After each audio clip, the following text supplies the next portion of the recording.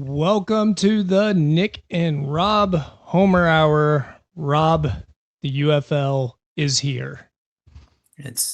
We're days away. Days away, which means we get to make some picks tonight. Yes, we're going to be finally making picks in the week one, and we're going to bring a return back to our famous segment. If you guys watch us during the NFL, making picks with Nick and Rob. If you like rock music, the transition is going to do well for you because we're going to get into that. More on the show too is we're going to have a new segment too. That's going to be the first one that starts off the show, the Renegade Rundown, where we talk about Renegade football. I feel like you're 75% in. I know you like the DC Defenders though, Rob. Are you all in on the Renegade train? Yeah, sure. The DC Defenders were fun. I got no ties to DC. They just put on the best football product last year. And as someone new to the league, it's what I wanted to see. I think we can both agree the Renegade product last year stunk. In fact, all of the Texas teams stunk. So it made it hard as someone new getting into the league. And so for me to not lose my enthusiasm for it, I really started to focus on and enjoy watching the DC Defenders, who I expect to have a decent run in defending their title. But yeah, I'm all in on this Dallas team. I'm all in on the new look UFL. I really like the moves Mike Repoli has been doing so far. Although, did you notice the Rock tried to get in on this a little bit here in the days leading up? Did you see his tweet? Yeah, he has been quiet for the longest time, and then all of a sudden jumps back into it. You got to think Repoli must have reached out to him. You think he's like, dude, you got to say something about this league because you've been so quiet for so long. I got to get you in on it. But the funny thing is, owner. Also an owner. Yeah, also an owner, and the UFL fans aren't having it. They're giving him hell even for jumping back in on it. Well, yeah, because when he was the main owner the last year, he literally stayed completely silent, and he's one of the most famous people in the entire world. There are plenty of people that love Dwayne Johnson and love The Rock, and if he says, "Hey, check this out," they're gonna do it. There's a reason why his tequila sells really, really well. It's got his name on it. So the fact that he kind of ignored it all last year, and while the UFL just made a lot of dumb business decisions, which we talked about ad nauseum last year, I can see it turning a lot of people off. But you know what? If it helps get more eyes to the product, but not everyone watches just us. So sometimes they need another entryway into the UFL. And if that's The Rock tweeting about it because he's bored and not doing anything with WWE, great. But I totally understand longtime UFL fans being pissy, but let it go, y'all. More fans, more eyeballs is a good thing. They are a rambunctious bunch, and I really love UFL fans because they're just diehards and they just want their product to be number one. Me and Rob, big UFL fans, but we watch other sports. NFL, we just like the sport of football, and we picked up on it just because we wanted football in the spring. But some of those fans out there, they are just diehard loyal, and if they feel disrespected, they don't want to be a part of whatever is going on, and that must include The Rock. I'm with you though. I'm just glad he's promoting the league. Thank you. Jump back in on this thing because you are The Rock. You have a presence, and you have an opportunity to go get people that don't watch the UFL into the league again. So keep doing what you're doing, Rock. For sure. All right, where do we want to go first? With a lot. Let's start with the Renegade Rundown. I mean, we got a cut line that happened last week, and because of internet issues and some things, we're going to talk about that some. And I'm going to try to convince you, Rob, that the offensive line is actually in better shape than it was last year. Well, for mobile Luis Perez's hopes, let's hope it's true. Let's hope it's true. Let's kick it off with the Renegade Rundown.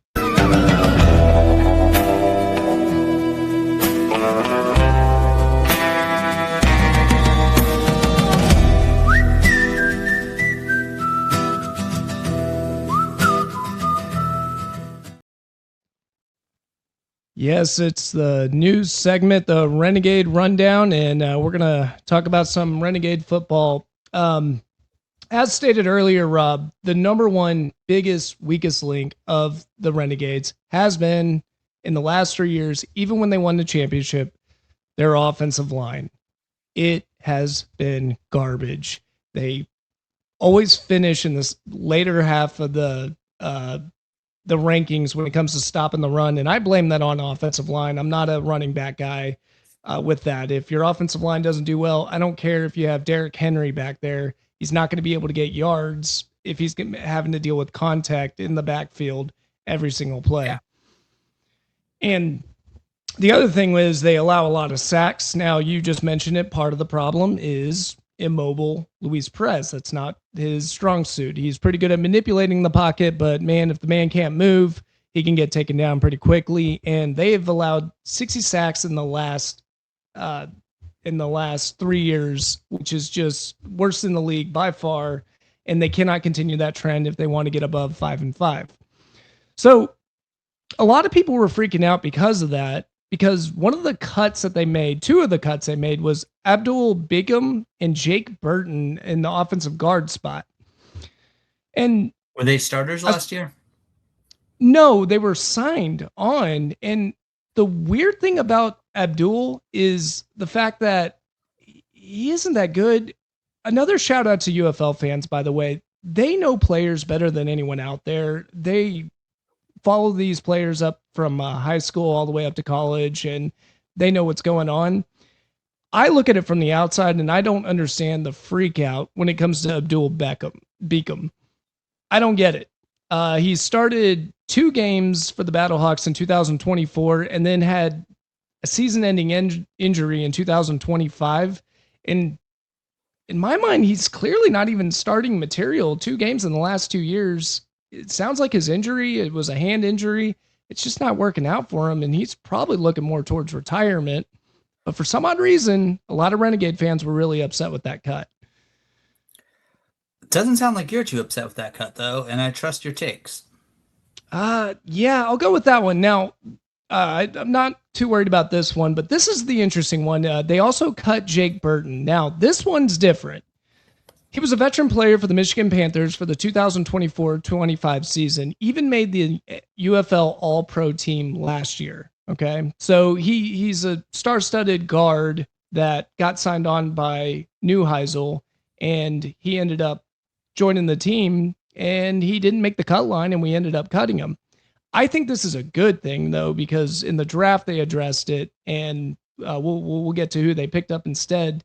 But another thing about Jake Burton, again, a lot of fans are upset about it, but Jake Burton tried to retire from football in August of last year. So to me, well, it sounds like his heart's not in it. Exactly. Like, I just don't feel like his heart's going to be in the game, and you end up having to cut the guy. I think it makes perfect sense, especially since you pick up a guy like Keaton Sutherland.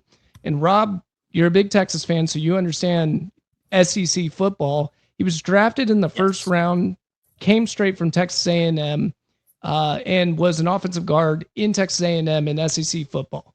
This is his first year in professional sports, and he's the one that's going to end up taking the spot over those two. And Sounds more like people were paying. decision. I think it's a great decision. What conference can bring the closest to professional action than the SEC when it comes to defensive linemen? SEC and then the Big Ten's right there too. But SEC is a little bit ahead on the defensive side. Yeah, by far, or not by far. You're right. Big Ten's actually pretty good too. And the fact that we're bringing them on, coming straight from Texas A&M, I think that's going to be a great pickup and an improvement. So for all the Renegade fans that are freaking out about the offensive line, at least when it comes to the offensive guard position, yes, Jake Burton was a veteran. He looked really good. You really wanted him on the team, but 1, we drafted Keaton Sutherland, and 2, why not? I mean, I'll give him a shot over a veteran, especially if he's coming out as a rookie and played in the SEC. I like it a lot. The other one is Marcus Minor. He's the other one that made the team. He's a veteran. He's been there for the last 2 years, and he's only allowed 1 sack in 2025. So that's good numbers. Good numbers. So, did I convince you, Rob? Do you think we improved in the guard position? Yes, that was pretty simple. Why take old, broken down people when you can take young people that have good stats and want to showcase the jump to the next level? That's what this league should be for. Exactly. And he's just trying to get back into the league. Keaton Sutherland. I get people freaking out about Jake Burton being cut, but I think we're in good shape, guys. Let's relax. I think I'll tell you one thing, whoever we dish out there, as long as they're different, the bar is really low for this offensive line. It does not take much to improve it. And if this offensive line gets to at least mediocre, this could be a serious contending team because they don't have that many weak links outside of that. They've got great skill positions. Their defense is really set. They got a great secondary. I expect that this team's going to perform really well. They just got to get their offensive line fixed. I mean, I know a few teams that are like that would like to have their offensive line get fixed on multiple levels of the sport. You can't win without a solid and top tier offensive line in any league that you play. So it sounds like under Neuheisel, they're making good decisions already. So I like it. Yeah, and I was thinking about you when I was making this, trying to do some research on who these players are, and I thought about you. I was like, if anyone gets good offensive line play and would want it really bad, the Boston Patriots fan would understand how important an offensive line can perform for your offense and make it much better. Oh, for sure. Yeah, no, and yeah, so that's important right there. All right. That is huge. So offensive line, better. I'm on it. What else we got with this Renegade Rundown? Anything else jump out to you? The only other thing that jumped out to me is just because I'm a Cowboys fan. This is Peyton Hendershot. And if you remember, one of the players that they ended up cutting was Sal Cannella. Sal Cannella had 44 receptions, 474 yards, and just 1 touchdown, which is actually really shocking because he feels like he made a lot of big plays out there. He is one of Luis Perez's biggest targets out there, and he ended up going to the NFL. And so when I saw that they were actually bringing on Peyton Hendershot, an ex-Cowboy, I thought he was going to make the cut and be a part of the team, and he didn't. They ended up cutting him pretty quickly. It blows my mind. I mean, for the Dallas Cowboys, he was a third string tight end. Okay, so keep that in mind when I say these stats. He had 15 receptions, 141 yards. He was a Cowboy. And 2 touchdowns. Exactly. And I'm thinking, you're a third string Cowboy and one of Dak's targets. Also a blocking tight end, drafted as a blocking tight end. So he wasn't like meant to be a receiving one, but he looked like he improved tremendously in that position with Dak Prescott. We ended up cutting him. He got picked up by the Giants. Then he moved over to Kansas City. And Kansas City ended up letting him go. And that's what gives him the opportunity to join this team. And Peyton Hendershot didn't make the team. And I was a little stunned by that. And ex-NFL player, I thought he would be able to make it. And it looks like Sal Cannella's replacement is going to be Seth Green, who was the backup last year. And he did fine. He had 13 receptions, 150 yards, and he also got a touchdown pass himself. But I am a little concerned because Sal Cannella was an impact player for the Renegades last year. And losing him, I just feel like we didn't really replace the tight end position too much. So it's a little nerve-wracking on the tight end position, and I thought Hendershot could fill in that gap. Didn't look like he filled that gap, so looks like the Renegades are going to have to go with Seth Green, and hopefully it works out for him.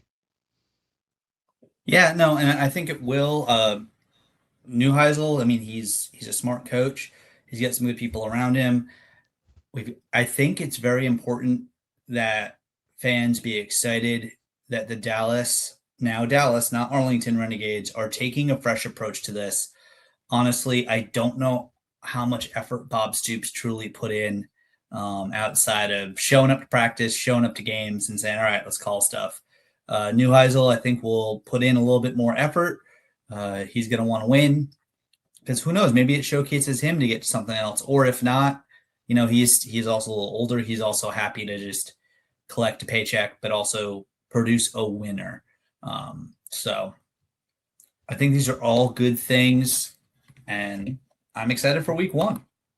Yeah, I am too. And I'll tell you what, that offensive line is going to get a big test next week too, because the Houston Gamblers have a great front seven, and it's going to be a big test for them early on to see if they can protect Luis Perez.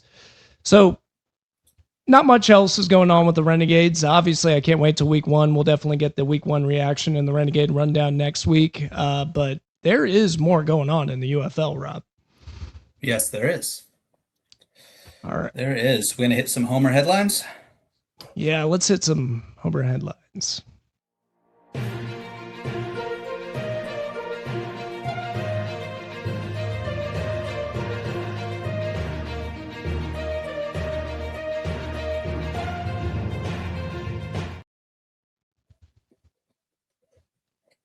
All right. So we're going to go through some Homer headlines. This week, obviously, we don't have any games to talk about yet, but with the rosters being finalized, at least going into week 1, we can take a look at those rosters and see if there's anything exciting in there. Myself, as someone that was, only became a lifelong diehard fan just last year, you got to us casual fans, we got to find a reason to engage and get excited. So I spent a little bit combing through the rosters, looking for players that maybe, the common fan might go, oh, wait a second, I know that name. What's he doing in the league? Let me check this out. And so I went through the rosters of all the teams, and for the most part, found a couple guys on every team. One team, actually 2 teams, I really didn't find much, but that's okay. We'll start with those Renegades, a couple guys that we can talk about right off the bat. Although I will say, one thing the UFL's got to fix, they need someone in their marketing department or that's doing their SEO to make sure that current links are popping up.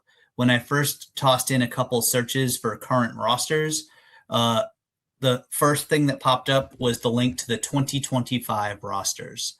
Last I checked, it's 2026. Now, it wasn't too hard to then go to the page, click on the team, click on roster. But if it was in the headlines, week 1 starting this week. It's in the headlines. It's coming up. All right. Is there anyone that I might get excited about? I'm just going to do a quick search like that so I don't have to go clicking through everything and see what pops up. So there might be some people that are confused that might tune in and they'll looking for guys that aren't in the league anymore. So come on, UFL. That's too much the old UFL. Let's get that fixed. But go ahead, Nick. Oh, sorry. I was just saying that's one of the most frustrating things with the UFL, and I hope they get that fixed. It's just stat gathering, research, and things like that. UFL, please do something about that, because people like us that want to talk about the league, it helps a lot to keep our accuracy up, and it's hard to be accurate if we don't have proper information or have to scavenge harder to go find it when it could be posted on ESPN like it is in the NFL. I'm right there with you, Rob. Yeah. Oh, and they got to do much better. Hopefully they do better with stats this season. They're almost impossible to find last season. Hire a couple stats guys. Come on, get some interns out of like some of the top sports information departments in the country. Get a couple interns. Come on, let's go. Not that hard. You would think. But I don't know. I'm not running the league office right now. In Ripley, we think we trust maybe. We'll find out. We're going to start with the Renegades. Besides some players we've already talked about, a couple names jumped out to me.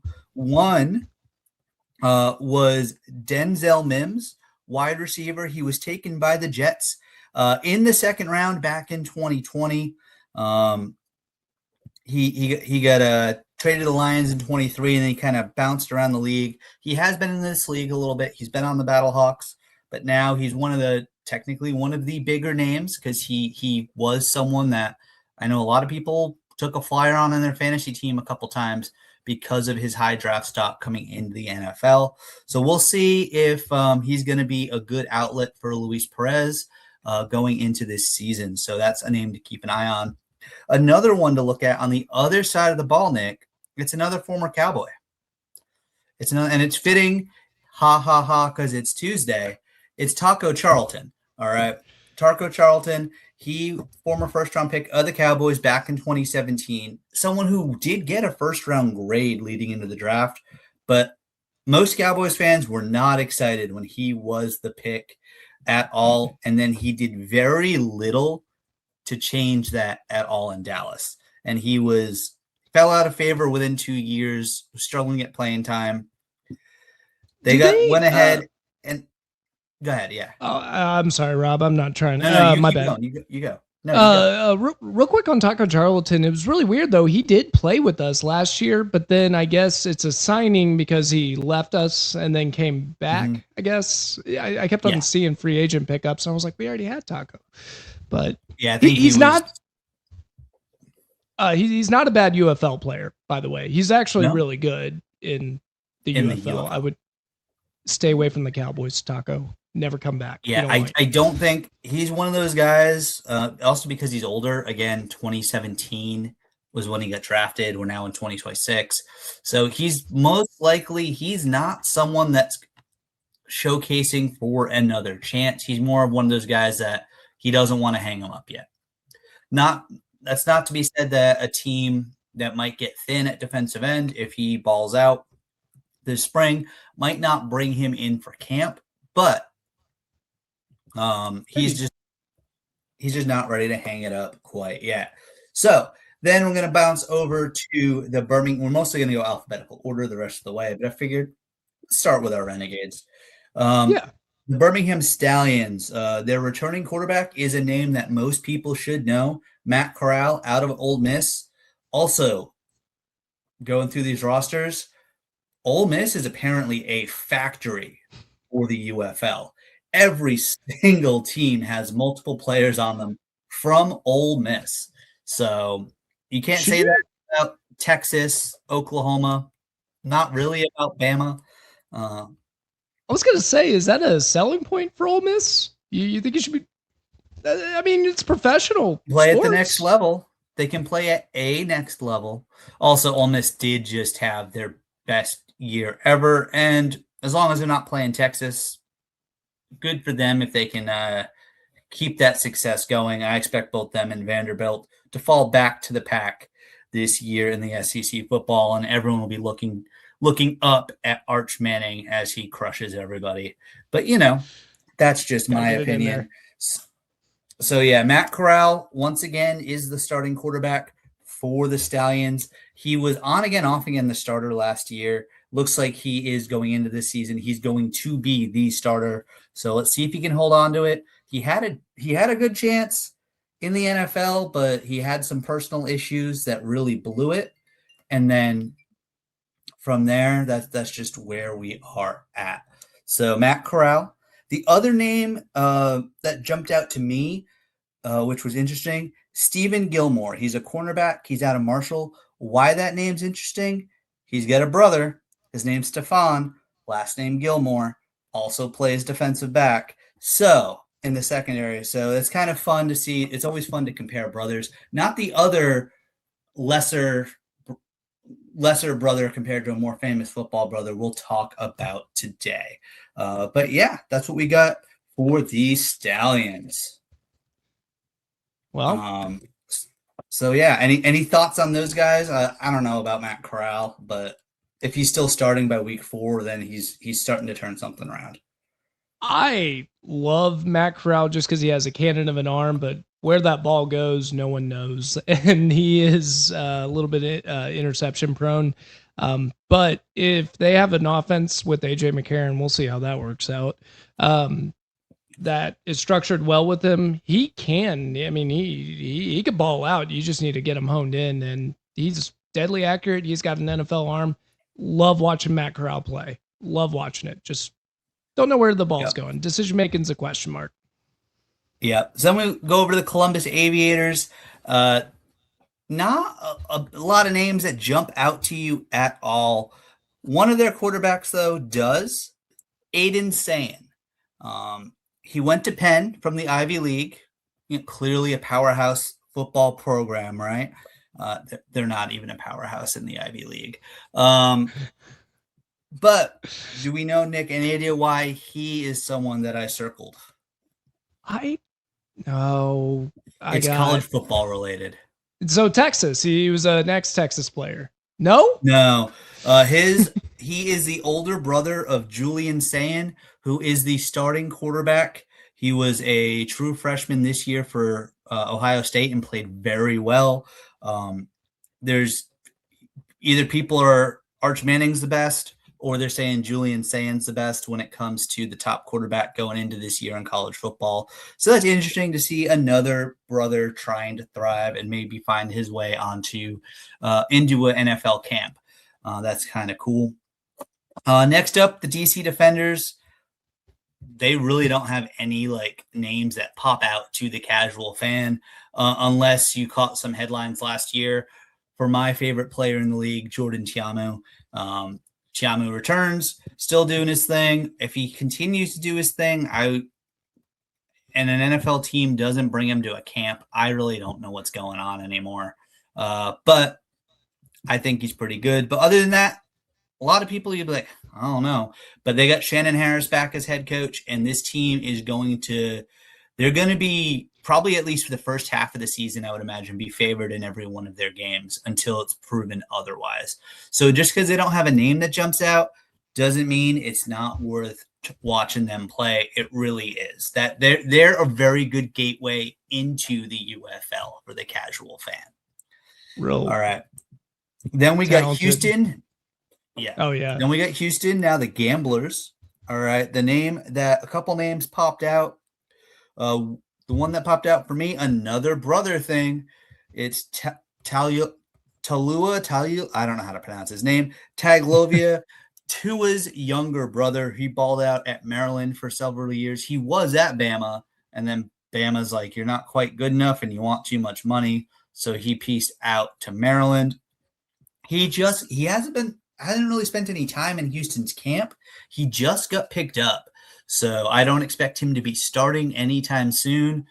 But I think they just said, you know what? We got one of the coaches liked what they saw. They said there's some name recognition there. Let's bring him in.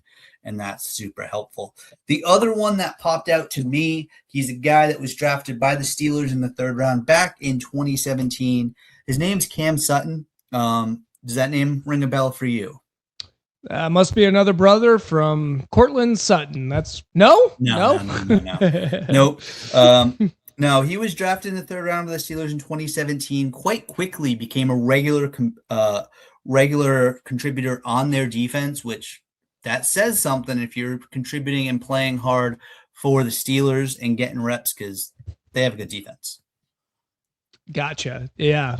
And the Tua thing is pretty exciting too, by the way. Yeah. Sorry, I wasn't flagging you down. I was doing camera stuff. Okay. I wasn't sure if you were. You never know. Maybe that means we'll see Tua on the sidelines.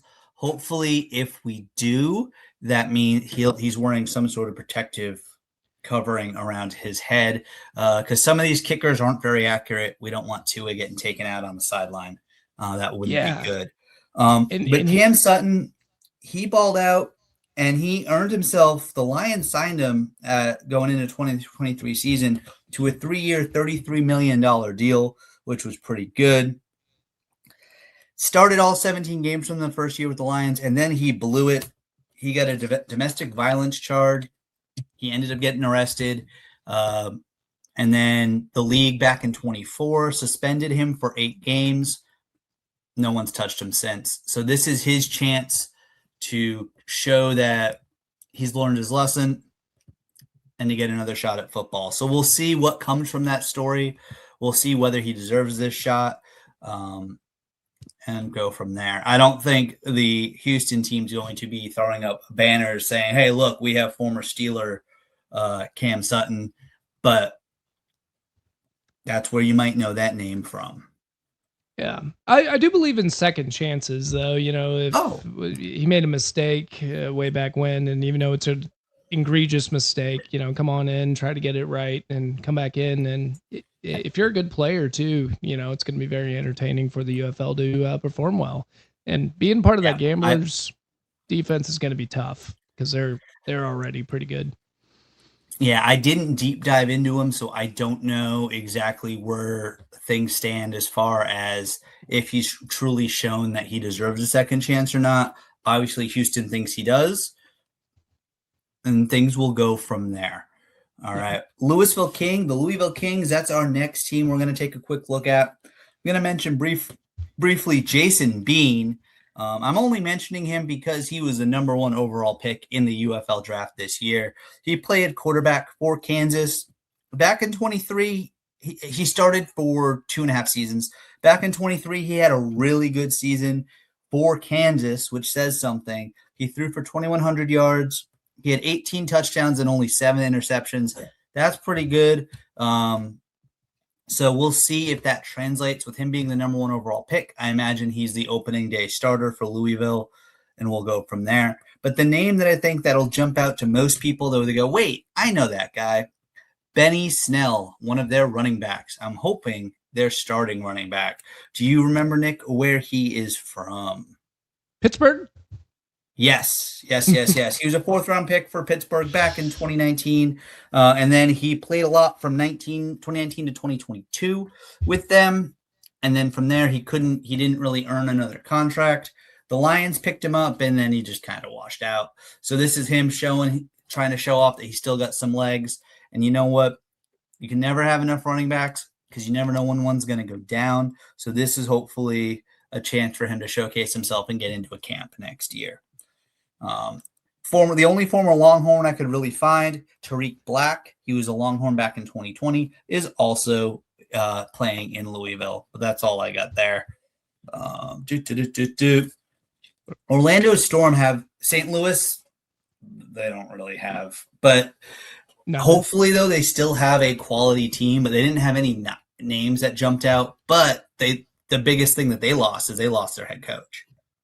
Yeah, and that is by far who moved over to Orlando Storm. But I'll tell you one thing. I find it really funny that the no-name teams, for the common fan, tend to be really good. You got the DC Defenders and so far the St. Louis Battlehawks, historically really good spring league teams. So it's an opportunity for new names to show up, and there's a lot of entertainment out there. And the Battlehawks, they better hope they got to win out the gate because they have the most diehard fan base in the league. DC Defenders might say, hey, wait a second. We've got a beer snake over here. And they do. But historically, the Battlehawks are who show up year in and year out. So, but the league asked him to move to Orlando. Anthony Beck moved to Orlando. Also pretty sure that's where Repoli is from. So they're kind of sort of taken over as the flagship team in the league in a way that San Antonio kind of was for a little bit because of the Rock and the Brahmas and all that. So, Orlando, I think the league wants Orlando to win and win quickly. And that's a market where there's no reason why you can't be pulling fans in because they're in Orlando. There's a lot of people always in Orlando for a lot of things, needing something to do at night, get them into a game. So hopefully that works out. Speaking of them, the 2 names that popped up, one, KJ Hamler, wide receiver. He was in the league last year too, I believe, in the UFL. He's pretty famous as far as he balled out for Buffalo and Denver for a little bit, but he had some injuries. So he's back again, trying to show now he's still a reliable target, but also at the same time, he's starting to get older. So I'd probably put him more in the category that I put some of those other guys in, like Taco Charlton, that he's just not ready to hang it up yet. Honestly, though, probably the guy that has the best chance of taking over as the best quarterback in this league, Dorian Thompson-Robinson, quarterback. Careful, you know where that name's from? I do not. I'm back. Cleveland Browns. He started several games over the last few years for the Cleveland Browns and often showcased himself really well. He's a very mobile quarterback, and he's decently accurate with his arm. He's someone that he can come in and potentially take over. He is far more mobile than your boy Luis Perez. Right. So I would already but that being said, apparently he's not like the fully entrenched starter. They got another guy that's apparently also pretty good. So we'll see. But that guy's more traditional. So we'll see if it's more of those. Do you have two quarterbacks for none, or what you got going on there in Orlando? But I'd imagine Dorian Thompson-Robinson could very easily take over the Bryce Perkins role for this league. Yeah, and Anthony Beck loves himself a mobile quarterback. He did that with Silver, and he knows how to work with them. So if you got legs and you're still working on accuracy or whatever, he could thrive in any quarterback could thrive in an Anthony Beck offense. It's just really well structured. So if you got the talent, I bet you he's just going to go with the talent and go with him. Yep. So that's where we're at. Well, that's so the big names that are supposed to draw people in. I hope Rob has convinced a lot of you NFL fans or college football fans to get on board with this, because it is a wonderful product. And if you start following some athletes that you previously liked for whatever reason, get them into this, get into cheering for this team, this league. You're going to find out pretty quickly that it's highly talented. It's good football. You don't need gimmicks. I don't know why we're doing gimmicks, but overall, it's a really good product. And, I'm really happy. I can't wait to get more people on board. How do you think they're doing on the marketing front, by the way, Rob? It seems better this year. I can't speak a ton to it because being in Austin, we're not in one of the local markets. I'm really curious. I don't know if you have any friends out in Dallas that you could ask about. I'm curious the marketing that they're doing within the local markets to get people excited, get people in there, besides just advertising through social channels, through TV, through Fox and ESPN and all that. But I'm wondering, are they really getting in there? Because one of the things that was tough for fan investment was with everyone being in a hub. And Nick, are they still all in a central hub again this year? Do you know? I haven't seen much about that. I have not. I would assume they're staying in Arlington. I'll look that up while you're working. But yeah, let me look at that. Because longtime fans of the pod will know one of our biggest gripes about, we understood the logic of saving money last year and having them all based in Arlington. But then because of that, and because the teams, even the home teams, always flying out to play the game, staying in a hotel, they're not in the community throughout the week. And therefore, you're missing out on key opportunities for players to go to schools, go to food drives, go to these do events at, car lots, things like that, where the community go out, be in the community, get the community excited, give them a personal connection and reason to then tune into the game. They're not visiting kids at hospitals in these local markets.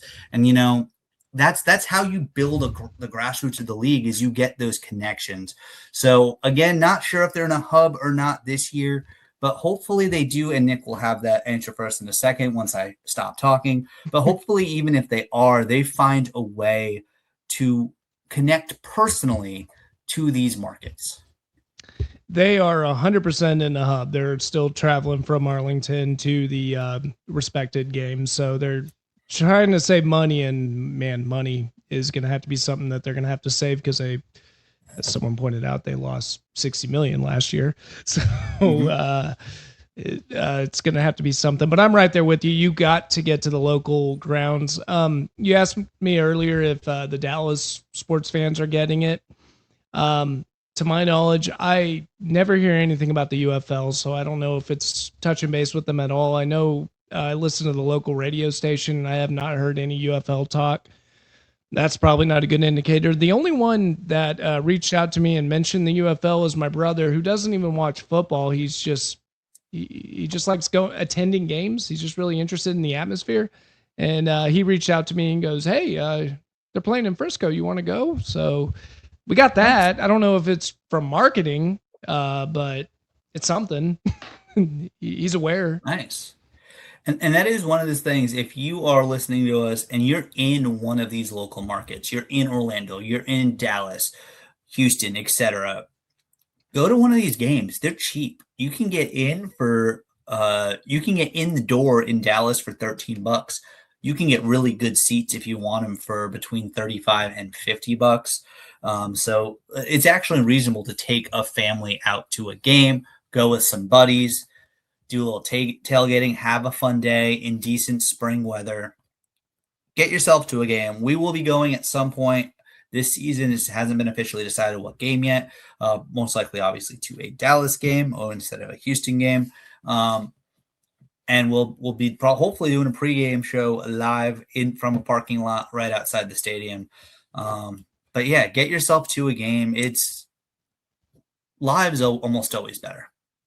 It's a fun atmosphere. I've been to a UFL game, I think 3 times total, and I loved every single game I went to. It's a blast to watch, and it's always fun live. And it's almost, and I know this isn't a selling point for the UFL. It's kind of nice that the crowd is actually a little tampered down because all the players see you, they hear you, and they interact with you too. And which is really good for the league too, because it gives that opportunity for those fans, those loyal fans, to be in touch with the players that they like.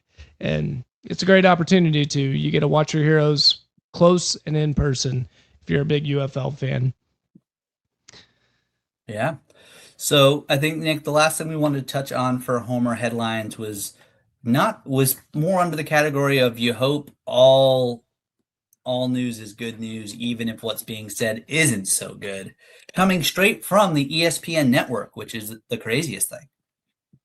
Yeah, we had Pat McAfee actually talking UFL, reviewing the tape. It didn't look as bad as everyone's making it out to be, but I'm going to go ahead and post it and get their reaction on it. And Rob, I want to hear your take on what Pat McAfee had to say. Kickers and the specialists in this league. That's start. Whatever they call it. Are we worried at all that the USXFL may have spent their entire league year budget on getting these guys to perform? And Maybe. You got to remember, last time they played, they lost $60 million. So picking up Nelly and the St. Lunatics for halftime is nothing. What's in another the middle of that. What's it going to look like, though? Go ahead and charge it to the game, says Rapoli. I hope they can fill the stands because you know how it is. It's tough to play anyway at halftime with the stadium. Russell Dickerson's filling the stadium. Smart business move by them. Bringing these at. You're right. Make it 2 minute I quarters. like that they're trying to make it an event. I do too. I have no service. I can't. Why? Okay, diehard UFL people online. Oh my goodness! Stop being mad about everything. McAfee didn't say anything bad. He pointed out that they lost $60 million last year. That's a public fact. So there's no reason why they shouldn't be spending money trying to make it an opening day weekend event, which I actually think is a great thing. It helps get butts in seats to put. Hey, if you're a fan of Ludacris, and either you haven't seen him in a while or you've never seen him live, that's even though he doesn't play the big venues anymore, that's probably the cheapest way you're ever going to see a quick 7 to 10 minute concert from Ludacris is to go to that game. And then maybe they're going to get more fans. Same with Gucci Mane. Ty Myers is up and coming in the country scene. Smart get in Dallas. And now because now for some of these guys, like the Wallies, the Ludacrises, they've got their audience. It's fun. They want to do it. They're getting a paycheck. But for some of these other guys, like a Ty Myers, it's a two-way street. They're also branching out to a new audience as well. And that's smart. And I know whoever his little whiny assistant was over there was like, oh, they don't even fill the stadium. Well, one of the smart things they've done, we talked about it, they've moved to smaller stadiums. Plus, what I saw, at least when I looked at tickets for the Dallas game this weekend, they're only letting you buy on one side. So they're making sure what they're using is going to look as full as possible. And then they'll probably, if needed, open other spots. They probably don't need to in week one. They probably have to prove some things to some people. But, I will say, though, Mr. Sidekick over there, ESPN's a home network for this league. So if you're sitting there trying to dump on it, that's not a smart take. I don't think McAfee was. I think he was just kind of saying it like it was. So UFL fans, stop being so prickly. I was right there with them when I heard it, and I saw the quote posted. I was like, oh, geez, Pat McAfee's crapping on the league. And then I had to cut the tape to put it on here, and I should have just texted you, Rob, that I was like, It's actually not bad. He's right. Not bad. I mean, everything he's saying is accurate. And he even said that I'm glad they're putting him out there. So I don't understand why we're sensitive. We're a sensitive bunch, I guess. And they didn't like what Pat McAfee had to say, but he didn't say anything wrong. I didn't get offended by it. And he's right. They were down the hole $60 million.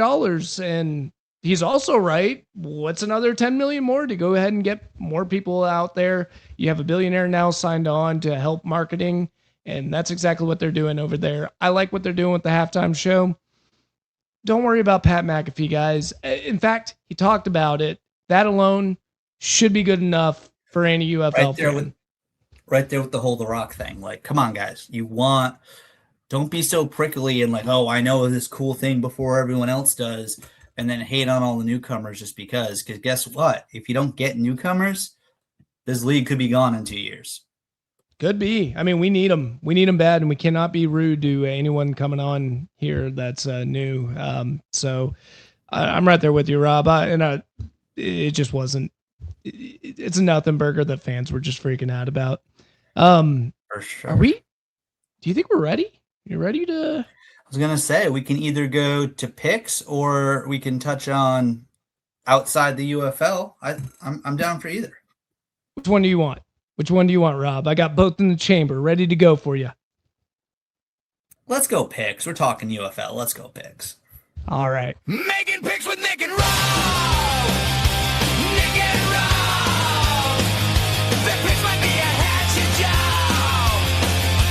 Less reliable than a cone on the cob, but I love hearing picks from Nick and Rob. Da, da, da, da, da, da, da, da, da, da. We're back. And real quick, Rob, one, did you like the new cut up? I did a little editing to make it somewhat better. New but fresh. I liked it. I mean, last year our picks were a hatchet job, but we're smarter and wiser this year. You were a newbie in the UFL. I was not. I've been watching it and I still got it wrong. And you know what always gets me? It's the Renegades. I'm such a homer that I always end up picking them, and I'll do it again. But before we go ahead, Rob. That being said, one of our biggest mistakes far and away was to try to pick against the spread, which we should not have done.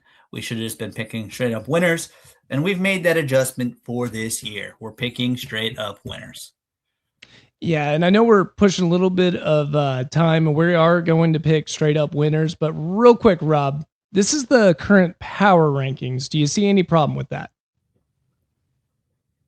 We got DC Defenders #1, Stallions, Orlando, Storm, St. Louis. Put out by UFL Media or the UFL League itself? UFL Media. This is UFL Media, and they are hard on the Renegades. They always have been, and I guess rightfully so in the last 2 years. Yeah, no, I think it's totally fine. Anything that didn't have the DC Defenders up top, I would have been like, what are you doing? Continuity-wise, I guess Birmingham, but we don't even know if AJ McCarron knows how to coach. Did he figure out how to use the headset? Is he ready? We don't know. So, I don't know. It's all after #1, it doesn't matter. It's a talking point. It'll be a bigger talking point next week. Yeah, it will be. I just wanted to post it real quick, but I didn't see anything that alarming over there. I'm always mad about the Renegades, okay? Because the UFL Media hates on the Renegades so much, but I'm a homer. I get it, and I know how bad I am. The show is called Homer Hour. It is called Homer Hour, yes, sir, and I am a big fan, so I hope they do well this year. But that's not the first game that ends up happening. The first game that's going to happen is the Birmingham Stallions on Friday are going to play at the Louisville Kings. The point spread does have the... God, I can't read it. 4.5 towards the Stallions. Rob, what are you thinking? I did say Week that the one, Kings have someone who very quickly could become the best quarterback in this league on their roster. So So, oh wait, no, that's the Storm. Oh my goodness, the Kings. Who did I say the Kings have? Oh, they have Jason Mean, Mr. Number 1 overall. I'm gonna go out on a limb here. I'm gonna give it to Louis. Who's the Louisville head coach? Louisville, I believe Chris Redman. I don't want to get it wrong. Hang on. Let's see. Chris Redman. Yes, Does Chris he have Redman. do we say he had coaching experience? I believe no. All right, then I'm going to give it to I wanted to give it to Louisville because I was like, the Stallions don't have a guy that can coach. He's just going to, but you know what? They've got the better of the two former quarterbacks that are being coaches. So Birmingham. He's going Birmingham. Lock it in, and, bet 10 million units. Yeah, I'm going right with you. You just got to go with the favorites for the most part on week 1, and I'm just going to go with Birmingham out there. You know, AJ McCarron. I love Matt Corral. I do like Matt Corral, so I'm just going to go with the, quarterback hot hand. I am nervous as hell about this AJ McCarron thing, but we're going Birmingham Stallions, and we'll see if they can perform. The next one we got is the DC Defenders against the St. Louis Battlehawks, a rivalry as one of the biggest rivalries in the UFL. I make a debate Renegades versus DC Defenders, but most UFL fans would say, why is this a noon kick on a Saturday? I don't know. I know they got the DC Defenders who have a lot of eyeballs, and then of course St. Louis Battlehawks. The St. Louis market's going to jump in on it. I'm not too sure. I would have done the Gamblers Renegades game at 3 still, but then I would have had the Defenders and Battlehawks on after that.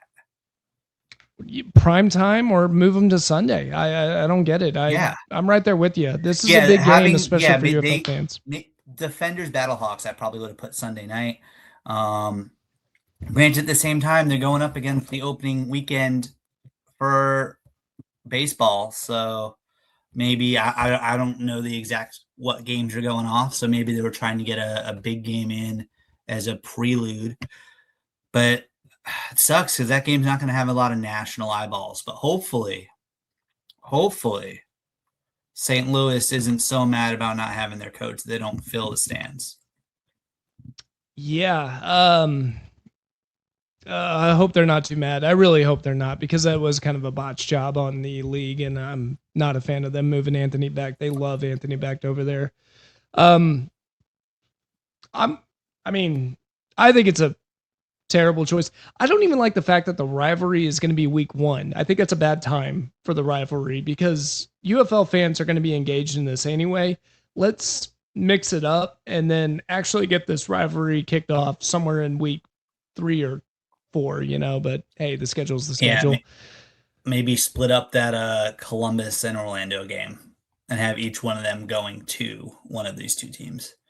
Yeah. Get the new teams to the older teams and then let them duke it out. So the DC Defenders are favored by 3.5 points. Do you love yourself some DC Defenders? Do you think they're going to be able to pull it off? I'm picking the Defenders here. Continuity with the same head coach, same quarterback, a lot of the same players. And there's no reason for them to be complacent because they're not in the NFL. They're trying to prove their worth and stick around. So I think they'll come out hard. They'll come out playing hard, especially because this is one of the more fun. This is probably the most fun rivalry in the UFL. Right now is this one right here. If the Renegades could win a little bit more, hopefully they do, that the Renegades could start saying that they're right there with these teams as well. But yeah, these are two of the best teams in the league, probably the two best teams, but Defenders, I'm giving it to them. Yeah, I'm going to give it to the DC Defenders too. And if continuity equals winning, this team's going to do well because they're the only one that has almost complete continuity from last year, and they won the championship last year. So I think they're in really good position. I'm right there with you. DC Defenders should get an easy win. They lost their coach Anthony back. We'll see if they can get improvements, but I'm just not big on the St. Louis Battlehawks.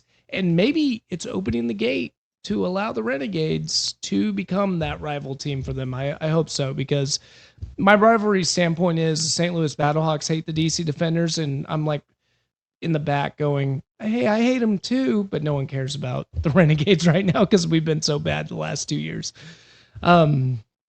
So yeah, that's definitely a big one. And we're both going DC Defenders, right, Rob, on that one?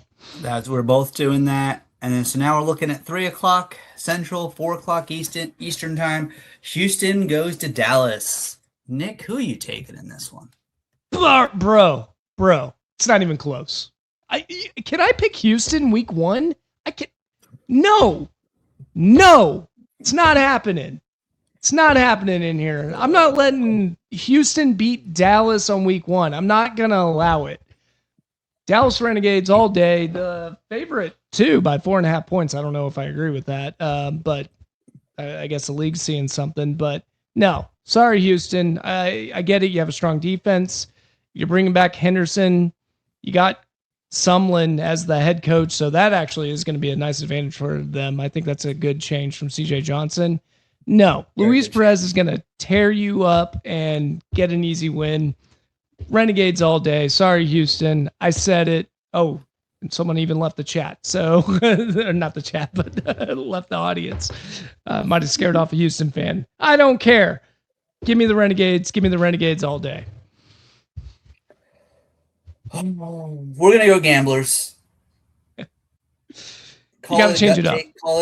Call it change it up so we don't both pick, because I have a feeling we're both picking the same thing for the next game.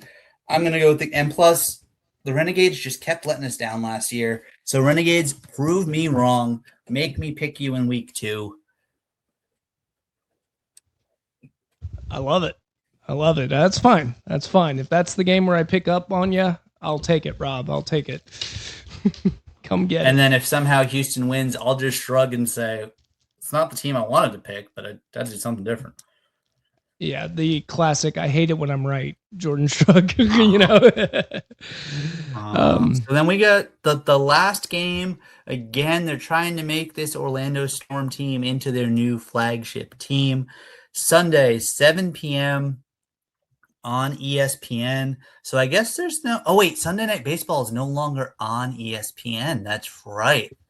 So this is going head to head with baseball, but I believe the baseball is going to be on NBC. Let me check this real quick. I'm curious. While I look this up, who do you think, Nick? Who do you think is going to take this down? Oh, I got the wrong team. Sorry. I put them up. Oh, I put the wrong team up. Dang it. Let me go with the Orlando Storm, just because I like Anthony Becht a lot and he's looking really good. So give me Orlando Storm. You also talked me into it with the former quarterback of the Cleveland Browns. I think he's going to be a good addition for them. And any talented quarterbacks going into this league is going to be good for Anthony Becht. So yeah, give me the Orlando Storm. I believe the Columbia's Aviators came from the Memphis Showboats, so if they moved over a lot of those players in that direction, the Memphis Showboats were by far the worst team in the UFL. So I'm going to say they continue on doing what they do, and the Orlando Storm are going to end up winning it. I mean, the only famous player I had for the Aviators is only famous because his younger brother's better than him. Yeah, Orlando Storm, I think it... For the league, hopefully it's not a blowout and it's entertaining all the way down and it is within that 1.5 points, but it would not shock me if this was a double-digit win for Orlando. And yeah, so ESPN, I guess, is going to go with hosting Sunday night UFL games for the spring, going head-to-head with NBC, but at least in week 1, NBC is not putting Sunday Night Baseball on their regular network. It's just on Peacock, so... ESPN has a chance to steal some viewers. Interesting. Yeah, for sure. And it looks like, I know we're on the same page with the Orlando Storm. Looks like they're only favored at 1.5, Rob. Yeah. We'll see. We'll definitely see. That's for sure. That is for sure.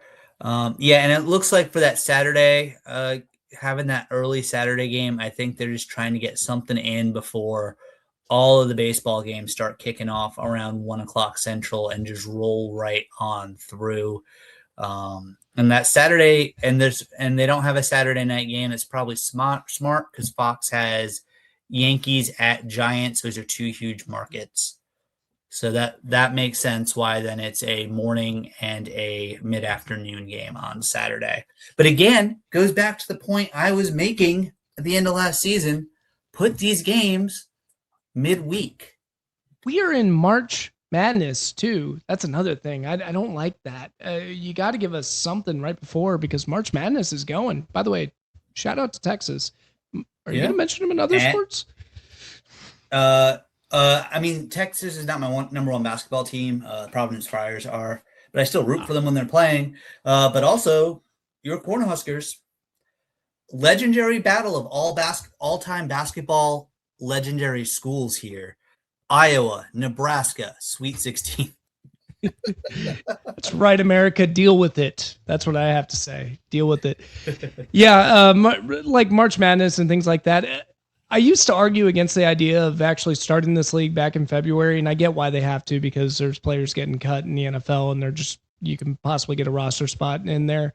But man, if they would transition this straight off the Super Bowl like the XFL did, I was completely wrong. I think it works. It gets right into it, and people get excited. You say the other way. I like this better. It lets people breathe a little bit and decide they're missing football. So I think that's good. But you can be smarter with how you're setting up your market. And if we were playing on Tuesdays and Wednesdays or Wednesdays and Thursdays, you'd be going up against regular season NHL and NBA and very early season baseball. You'd be fine. Yeah. Yeah. And they should do that. Especially in the beginning, baseball's huge, but then it starts tapering off pretty quickly. It's such a long season. It's a long season. Yeah. But the baseball, the seam heads get really excited. And me too. I mean, I got to watch opening day for the Texas Rangers. Speaking of which, we do cheer for other teams, by the way. Rob, huge Boston sports fan outside of Texas when it comes to college. And, you know, I'm a big Dallas sports fan. It's not just the Renegades. Should we talk about some of our other teams, Rob? I think it's time.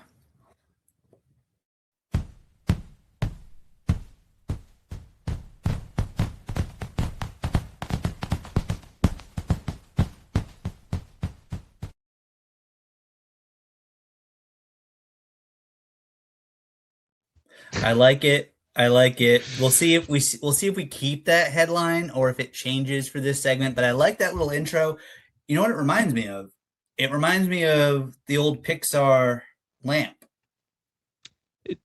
That's exactly what I was going for. Something just screamed in my head, and I was like, "Oh yeah, that'd be funny." One football, and then the rest of the sports follow behind it. So, because that's mainly what we talk about is football, so it ends up working out. So Rob, what's going on? what you got going? Well, you know, we're in the stretch run for the NHL, so that's exciting. The Bruins are fighting for a spot, unlike your Stars that are definitely going to be in the tournament. Bruins still trying to get in. But today I want to talk about baseball because it is opening week for the MLB. I'm excited, and we have two teams that should be contending. One that might have to do more work than the other as far as the Rangers go. But, you know, Boston, ESPN's got them in the top 10 of their power rankings. They have remade a good chunk of their roster. They've addressed some holes. They've completely botched third base. We traded Rafael Devers because he was a quote-unquote cancer to bring in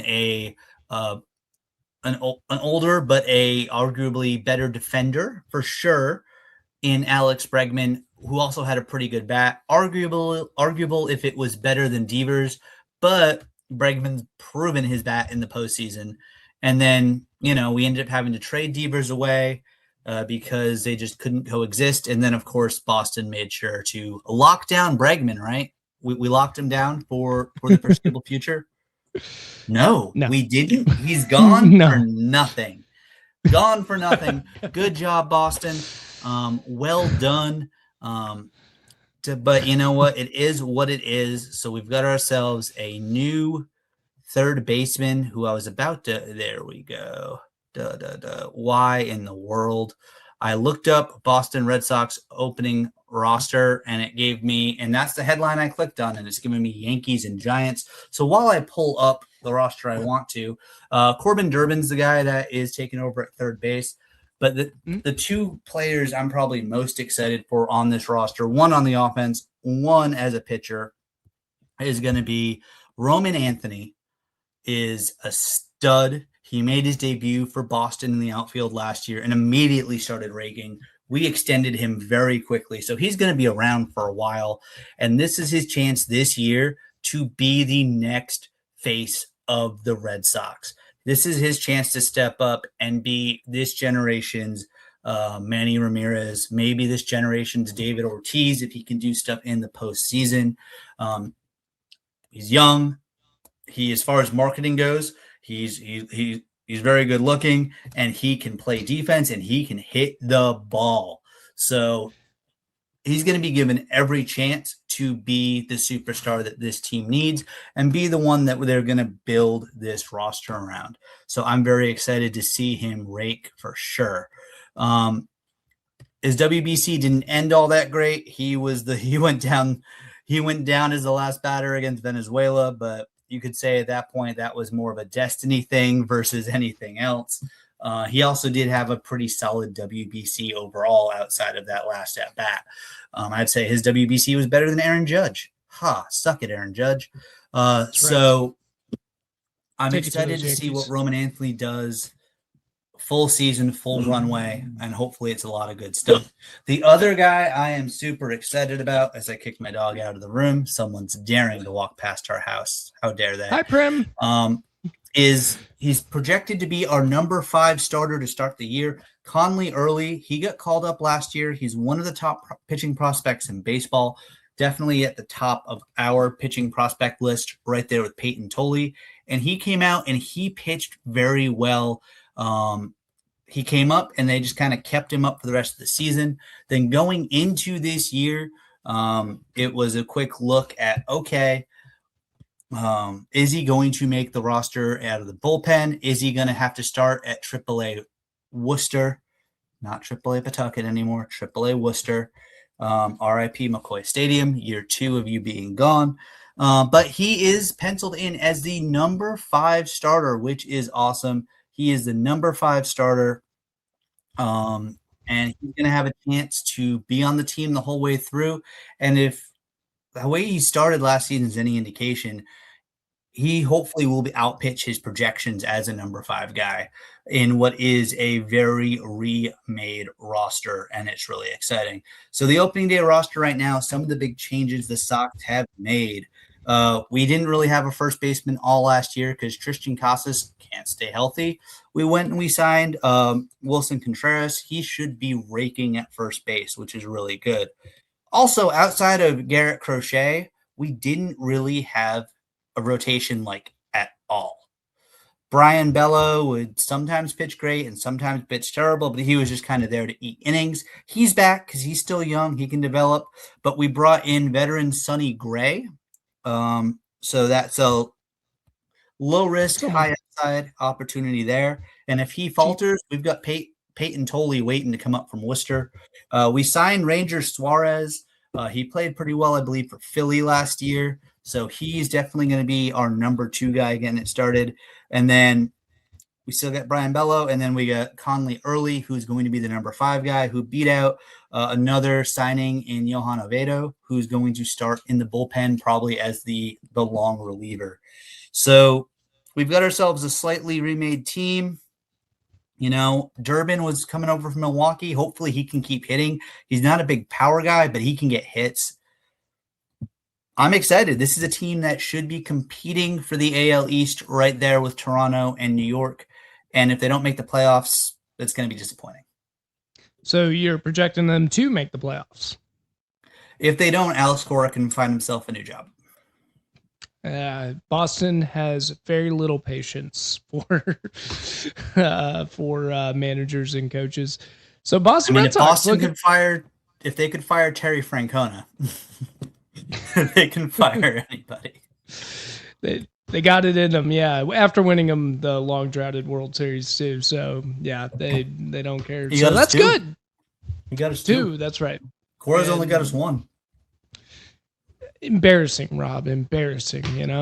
Yeah, for the Boston sports fan. Hey, part of the excitement, by the way, on the UFL side, if you're cheering for the Renegades, I want that Boston, whatever the Boston luck.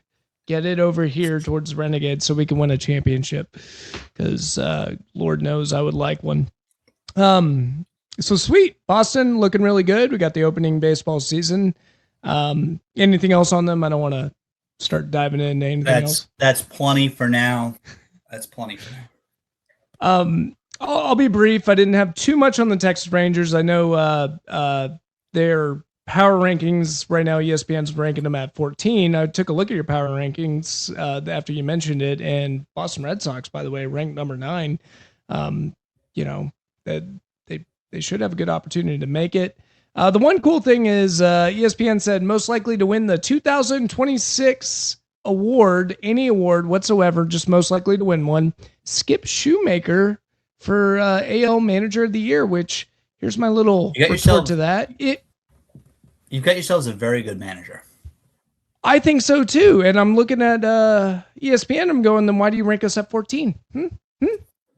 Which one is it? Is he a great manager and he's going to do real well, or not? But maybe. And then you got Corey Seager, who could possibly be an MVP if he goes off again. You never know. So ESPN's well aware that he's a good manager, but I guess they're not counting on the Rangers doing much. Have you looked at your pitching staff? The pitching staff's actually the strong part with DeGrom. Are you talking about our bullpen? I'm talking about DeGrom and Evaldi. I love Evaldi. Oh yeah, okay. But what do both of those two guys have a very hard time doing? Injuries is staying out. They rarely pitch more than 150 innings because they get taken out by injury. If they stay healthy, the Rangers can make playoffs. Yeah, not only, contend for the playoffs, because that's what it's all about is pitching too in the playoffs. And then we got a Leiter and Rocker in there as well, finally being pulled up, and Leiter's looking really good, looked really good last year, so hopefully he continues on to his trend, and same with Rocker. We could have one of the best starting lineups in the MLB. The problem is like we mentioned in week 1 during spring training, it's our bullpen. Our bullpen's bad, and the bats have to come alive. And hopefully we've got the talent for the bats to come alive. Shoemaker needs to do his part, I guess, to just get it going. And I don't know how, just get them out of their mental break that they had last year, because that was inexcusable with that batting lineup to score that few of runs.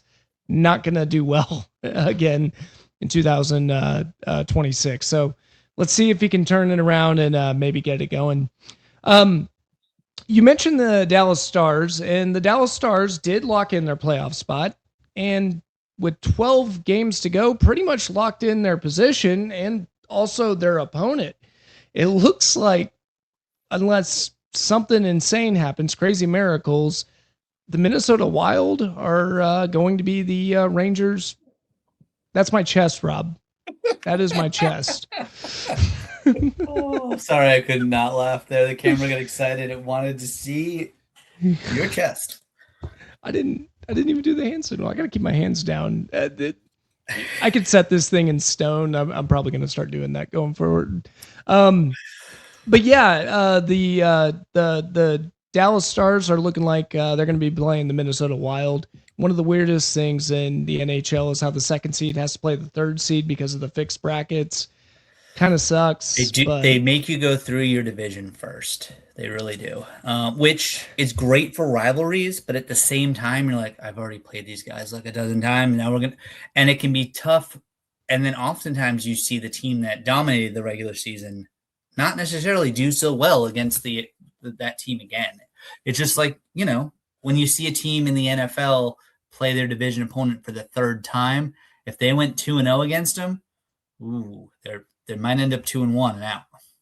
Yeah, and I'm not a big fan of it, but hey, I'll tell you one thing: the Minnesota-Dallas rivalry. I don't know about the Dallas side; we don't really care too much towards Minnesota, but Minnesota hates Dallas because that's where the North Stars ended up moving, and that's where they lost Madonna, and they are not a happy fan base about that move. And I don't blame them too. I mean, you're talking hockey town all of a sudden moving down to Dallas. That can't make you too happy, and those fans do not forget.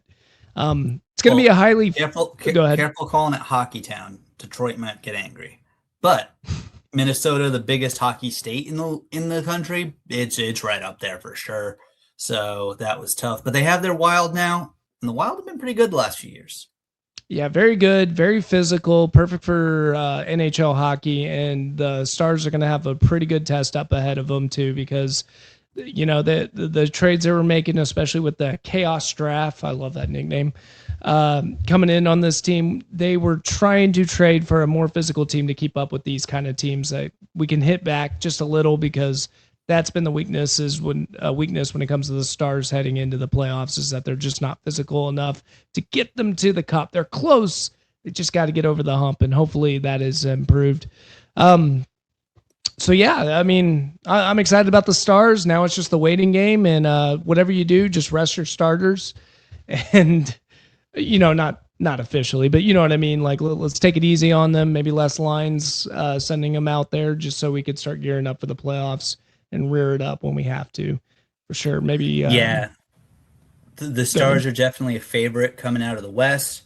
A lot of people are wondering if we're going to get year 3 in a row, Edmonton versus Dallas, to see who's going to rep the West. And if it comes down to that, Dallas is much better goaltending. So in goaltending, the reason why Edmonton doesn't have a cup over these last 3 to 5 years is because they can't find a goaltender that's functional in the playoffs. But the difference of having that guy like McDavid can make a huge difference. And boy, did I learn it last year, and I almost don't want to learn it again. I hope we don't have to face him, but we'll see. We'll see how it works out. Can't wait for the hockey run. Got to get out of the first round first. So that's not going to be easy either. Like I said, that crowd is going to hate us. They will, but y'all will be favored. Yeah, we'll definitely be favored, but man, hockey's weird though. You can lose those kind of series too. I know. I know. Yeah. And yeah, from the Bruins a couple years ago being the number 1 seed, right? It Best happens. Regular season ever, and bounced because one of your old coaches, who was our coach at the time, decided to tinker with his lineup. Get out of here, DeBoer. That was Montgomery, right? Oh, was it Montgomery? I don't know. You get a lot of former coaches. Montgomery. Get out of here, So do Montgomery. you. It's hockey. Stay in St. They recycle coaches like no other. Yeah, Montgomery. Yeah. But yeah, we'll see how it goes. I can't wait for the NHL playoffs. It's a lot of excitement. And Rob, I know how much of a hockey fan you are, so that's your number 1 sport. So it's going to be very exciting to go into that. It will. The last thing that I have, do you have anything on the Patriots by chance? They haven't done much. Not right now. Tommy DeVito, new number 2 quarterback. Dobbs is gone. Shocker, they locked in DeVito at a cheaper contract than Dobbs, so Dobbs is out. Dobbs is out. Wow, they already okay. That didn't take long. Yeah, I mean that's. Yeah, he's got to, especially with that without significant improvement on the offensive line. They've got to do something about that. I think I'm right there with you. I don't know what the Patriots are doing in the free agency. I get the Cowboys because they're cap strung. The Patriots aren't. Like, go. It's time. You made it to the Super Bowl. You got to go. Yep. And at this point, if your point was using all that space on A.J. Brown, pull the trigger on a deal. Yeah. Yeah. Go get yourself another wide receiver. Yeah. The last thing that I got for the Dallas Cowboys, because they haven't done much either. It looks like free agency's calming down. One, they took a shot at Crosby, it looks like, and they didn't get him with the first round this year and number 12, and then the second round next year. Oakland or Las Vegas said no, so that's not going to work out. We had an interesting debate on Brandon Aubrey a couple weeks ago, which was a lot of fun. I love, the contract debate. And I listen to this show called The Dumb Zone. It's a podcast. It's a local podcast up in Dallas. And they did an interview with Brandon Aubrey. And I think at the end of the day, we were both right. If you want, I'm gonna go ahead and pull up the interview and see what you think, Rob. What they're hearing, and then it played out. There was an apology issued, and I think it cooled off. And people that know what's going on are the people that are involved in the conversations, and I don't think it's important to say all the details of what's going on. So I don't think that'll ever come out. Just know that I want to be here in Dallas, and seems like the Cowboys want me here in Dallas. So something will happen eventually. They like to take their time to get the deals right, and see if the players want to rush, and it's on the players to take their time and make sure the deal's right as well. So we won't rush into anything, make sure the deal's right for us, and the Cowboys will do the same on their end. Are you demanding $10 million a year?